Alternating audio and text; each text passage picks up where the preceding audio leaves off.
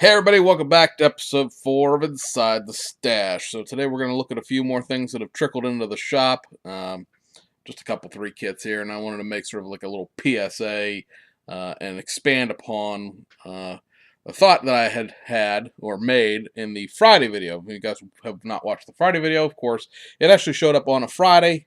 Be joyous of that. But it's a reason why we skipped last week's video that I want to talk about. And I touched on it in the stash report video, but I didn't want to go into it there because it's not the appropriate place. This is the appropriate place. So for everybody who knows I drive a truck, and most people probably have figured out by now I drive a truck for the Postal Service. And for people who don't know, when you drive a truck every 2 years or more often, depending, you have to be certified by a physician that you're not going to drop dead driving the vehicle. Uh, I will be turning 40 in July. So, pretty much go in uh, whenever and get my physicals done. A lot of places will make you get a new physical when you change jobs. People who know me know that, I suffer fools lightly, so I tend to change jobs a lot. I think this postal thing is pretty good, though, but we'll see. And so, usually every time you change jobs, you have to get a new physical done. Very few places will accept a physical that has already been done. They want, their own doctors to see you and all that happy nonsense. So I went in February to get that physical taken care of, and part of the physical is a urinalysis, and this is an actual urinalysis, not a drug screen. So they're looking for glucose in your sugar, or glucose in your urine, protein in your urine, indicating your kidneys aren't functioning, a bunch of different things. Plus, they poke and prod you and make you drop your shorts and cough and stuff like that. And when I did the urinalysis, it showed glucose in my urine. They did a finger stick, and my blood sugar was above where it should be in order to be considered to be diabetic for driving a truck. So that required me to go out and get a primary care physician, something I did not have because, I do not have insurance through my job because it turns out we don't have enough employees for them to require to give insurance. Something I should have looked into. It's my own fault. I'm not going to blame the company for not offering insurance. However, if I had known we didn't have any, I would have bought some when the sign up for the ACA was going on. So be that as it may, because my wife and my kids have insurance through her job, and I've always carried insurance through my job, and it was just cheaper that way. Sadly, to have me on my own insurance and them on their own insurance, because for some reason, when you're married, they charge you a ridiculous amount for medical insurance, and we're not going to get off on this topic of cost and things like that. That's not the point. So I went in and I got to see my wife's doctor, very nice lady, and they did a blood draw. I hate needles. The finger stick was bad enough. And they got the test results back last Friday that it is confirmed. Yes, I have type 2 diabetes. That is not an issue as far as driving a truck goes. You just have to be able to prove that your blood sugar is within a safe range, if you will. And so for me, it was caught early. That does, of course, mean that, I'm sure everybody realizes diabetes is an incurable disease, and this isn't going to turn into a diabetes advocate video either.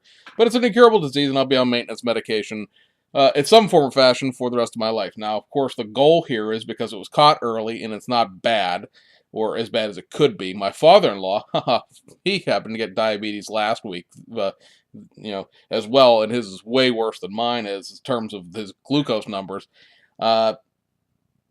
We're thinking probably with a little medicine up front and a significant change in diet. I wouldn't say exercise because for anybody who knows what the job is like, I walk 3 to 5 miles a night when I'm at work. Plus, I'm doing probably somewhere around the neighborhood of 2 hours of strength training and heavy cardio, doing all the loading and unloading of the mail containers.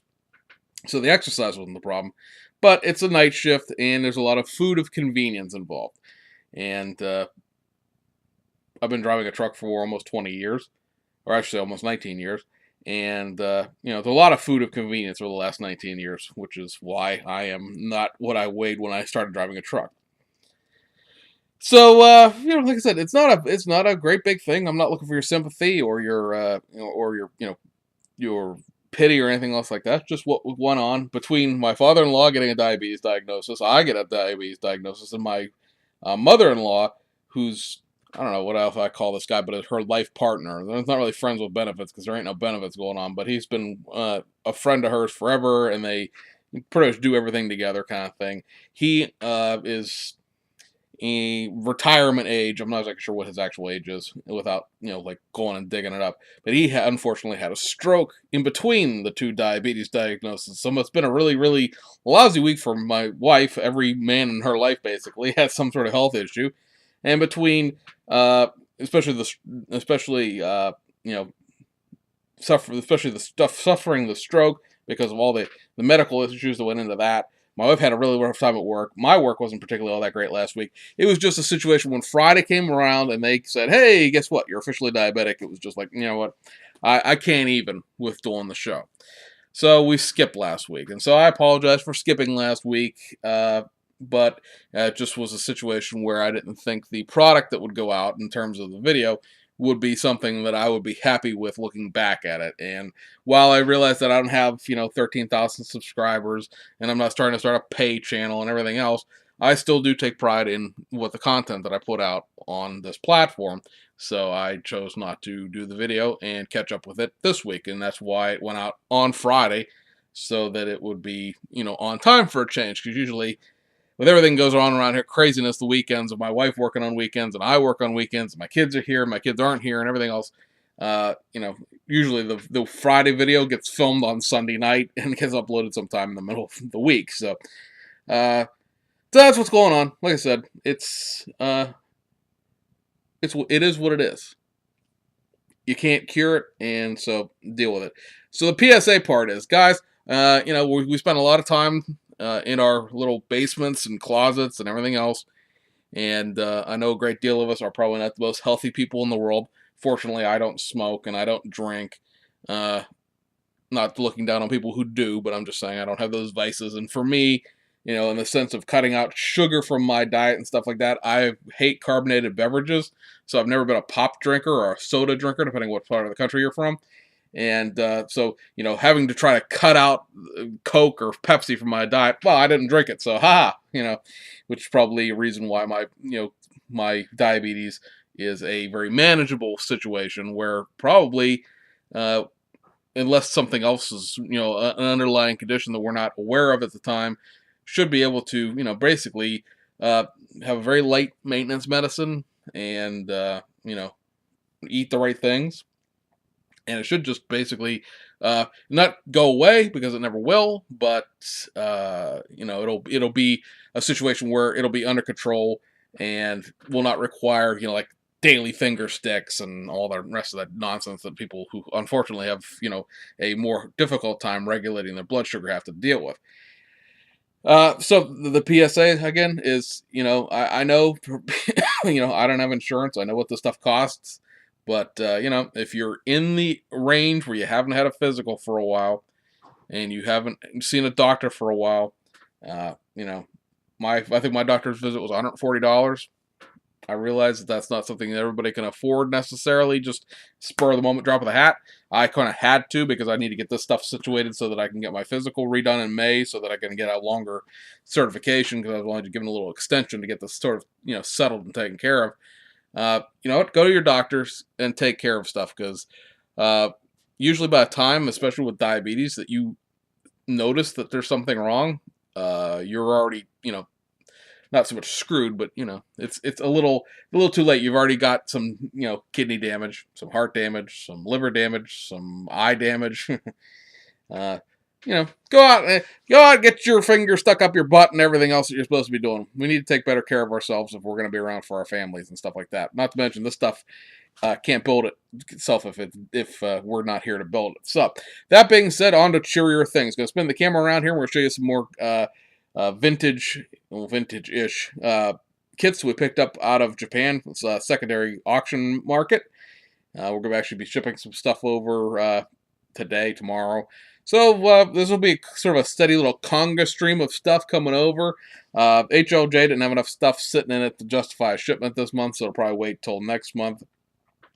And just in general, I'm sort of like in a light purchase thing. If I see something that I absolutely have to have, in the sense of it's one of those, I don't know. I've never been one to use the term Grail kit, because to me, Grail kit means you're paying a lot of money for it.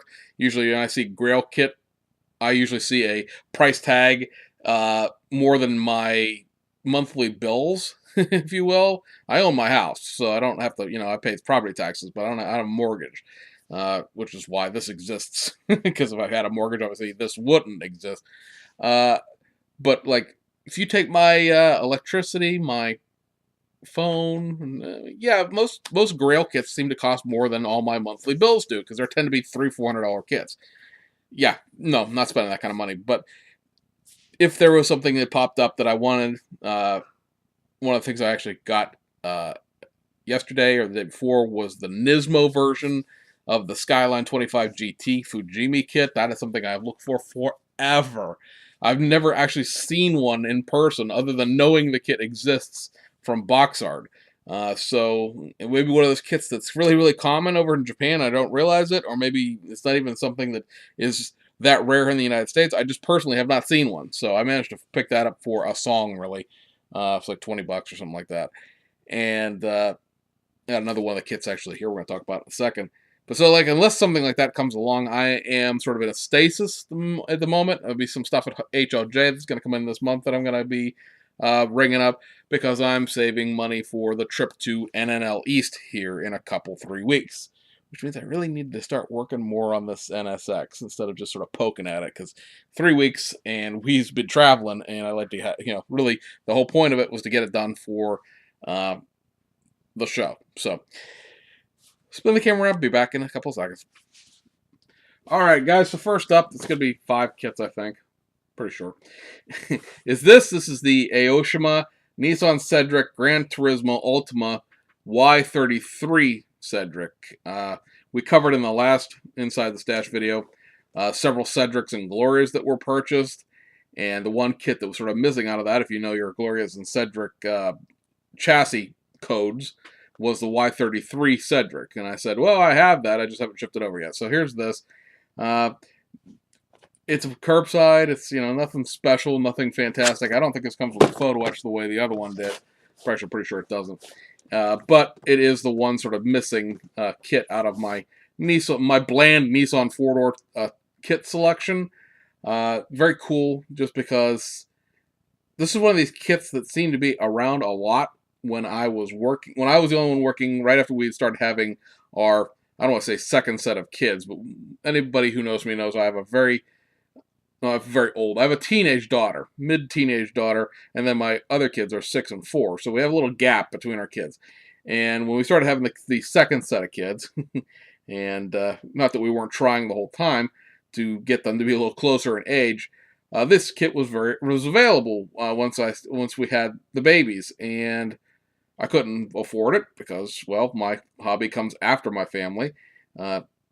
Saw a few things recently where people were complaining about people hoarding model kits or buying stuff that they shouldn't because they're not spending money irrationally or whatever. It's like nobody knows anybody's financial situations unless you put it out there, and I'm not going to put my entire financial situation out there, other than suffice it to say that I can afford this without damaging my family's income or family's finances.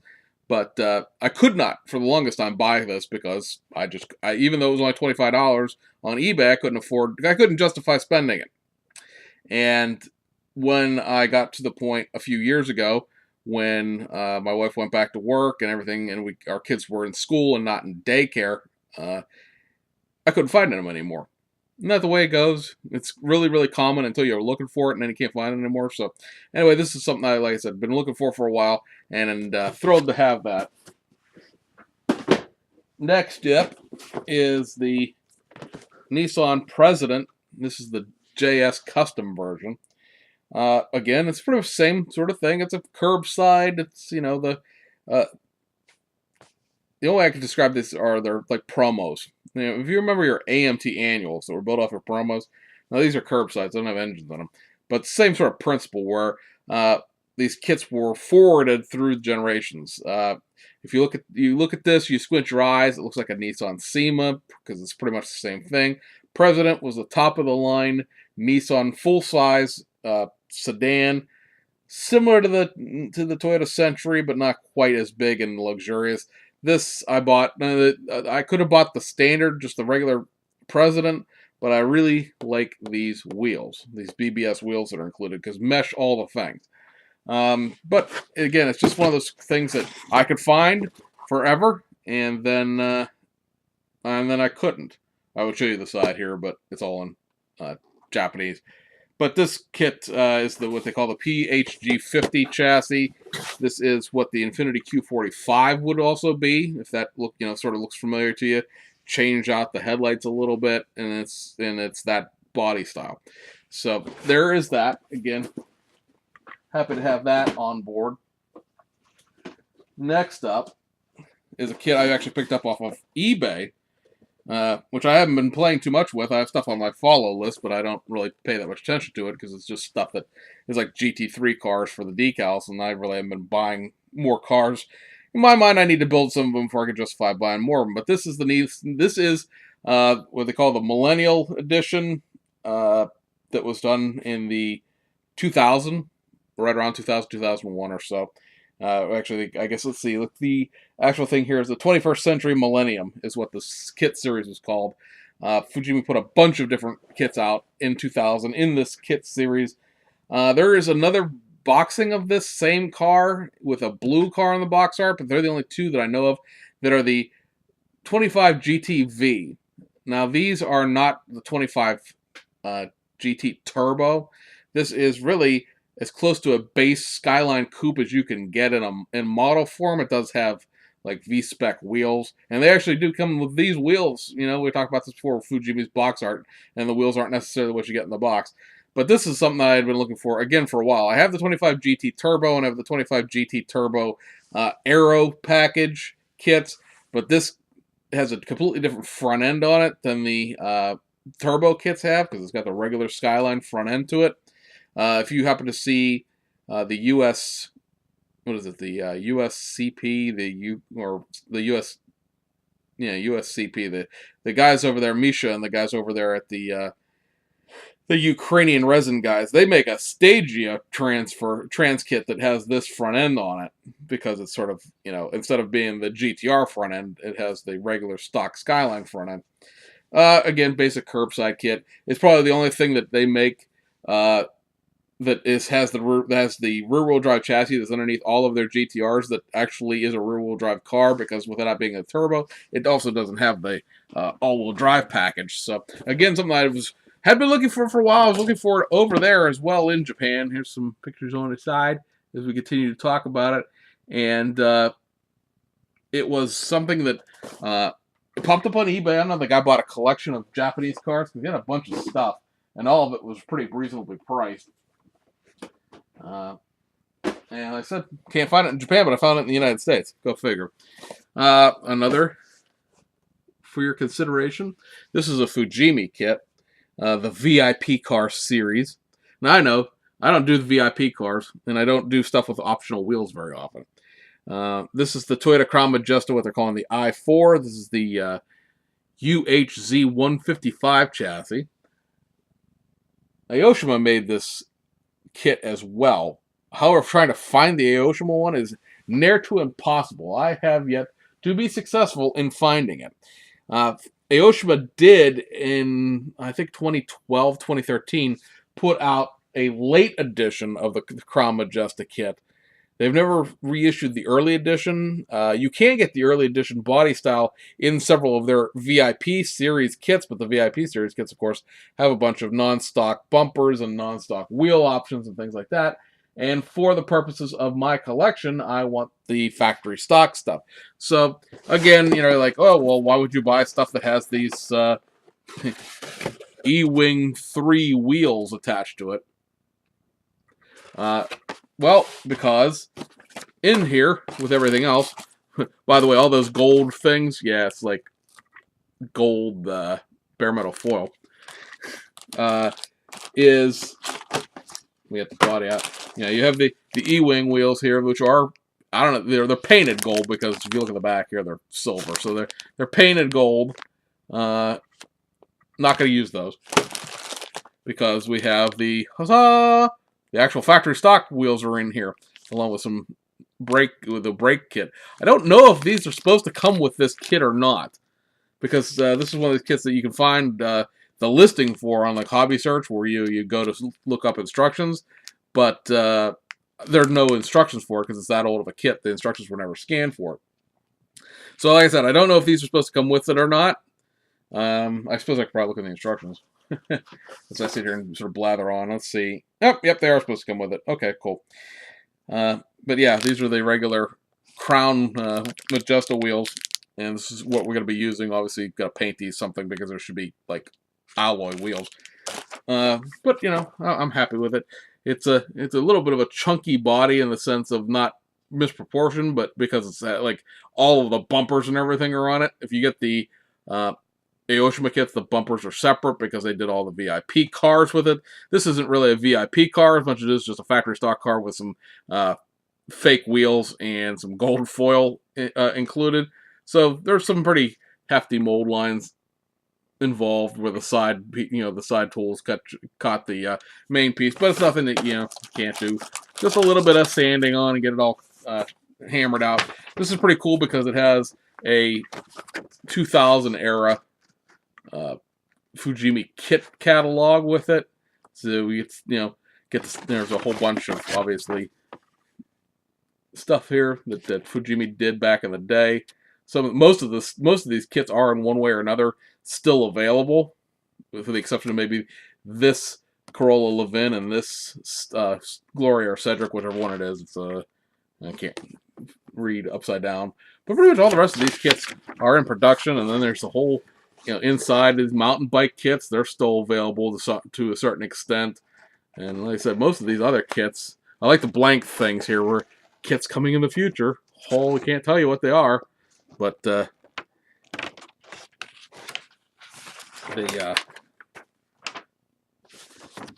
think it is just a cool little piece of history. This is right here would be this kit without this number 66 right here. This is the kit without the fake wheels and stuff like that. So there's what it's supposed to look like in terms of the wheels that it has in the kit. So anyway, happy to have it because it's another brick on the wall of the Toyota shelf. And then last but not least, before we leave you, we have this, the Suzuki Kara. This is just a neat little piece of Japanese automotive history. Most people are familiar with the mid-1990s JDM ABC cars. They were the little K class roadsters, or sports cars at least, because this technically isn't a roadster, it's a gullwing. They are the AutoZam AZ1, which is a Mazda. AutoZam was a Mazda brand, sort of like the way Infiniti is. And then there was, of course, the Honda Beat, and then there's the Suzuki Cappuccino. Well, the AutoZam AZ1 is actually made by Suzuki for Mazda, and at some point in time they decided, well, why not? We're going to sell it ourselves. So this is the AutoZam with there's basically a different front bumper here than the actual AutoZam. Other than that, the cars are almost identical, but this front bumper has fog lights, and the AutoZam kits themselves do not have this front bumper and these fog lights. So slightly different. Obviously, it's a Suzuki, but otherwise, it is identical to the other AutoZams. I said, it's a teeny weeny little car. It's adorable. But I am thrilled to have this because this kit, I don't believe, has ever been reissued. I'm trying to see if I can find a year on the box here. I cannot. Maybe it's probably in Japanese, but I'm not catching it here. Usually there's an easily readable year on these boxes, but I am not seeing that.